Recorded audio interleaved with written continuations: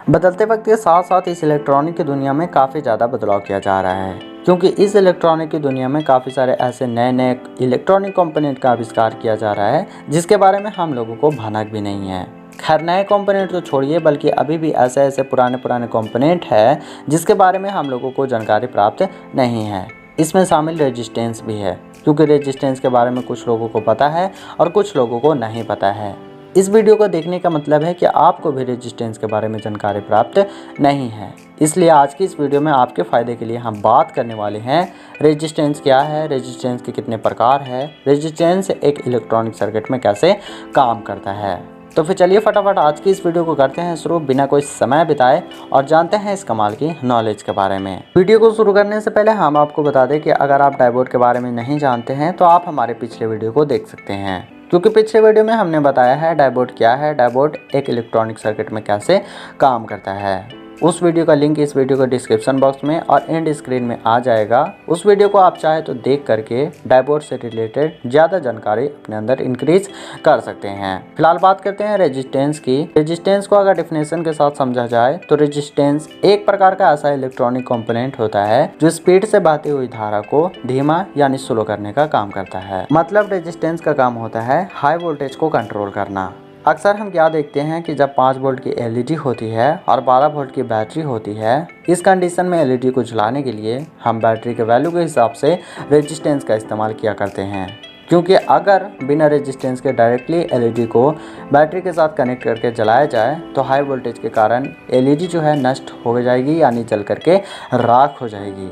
यही कारण है कि बैटरी के वैल्यू के हिसाब से रेजिस्टेंस का इस्तेमाल करना पड़ता है, ताकि एलईडी को जितना वोल्ट मिल सके उतना मिले, ना उसे कम मिले और ना उसे ज़्यादा मिले।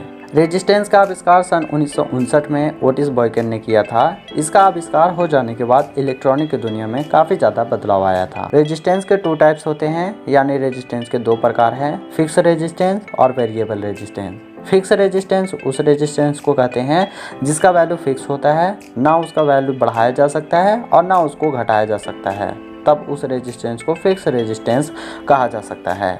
वेरिएबल रेजिस्टेंस उस रेजिस्टेंस को कहते हैं जब आपस में 2-4 फिक्स रेजिस्टेंस को मिला करके कोई प्रोजेक्ट को तैयार किया जाए, तब हम उसे वेरिएबल रेजिस्टेंस कहा करते हैं। वेरिएबल रेजिस्टेंस को समझने के लिए सरल सा उदाहरण है पंखा को स्पीड धीमा करने वाला ऑपरेटर, क्योंकि ऑपरेटर को बनाने के लिए 2-4 फिक्स रेजिस्टेंस का इस्तेमाल करना पड़ता है, तभी वह ऑपरेटर पंखा को धीमा और तेज कर पाता है। हम इसे पंखा का ऑपरेटर भी कह सकते हैं या तो फिर वेरिएबल रेजिस्टेंस भी कह सकते हैं।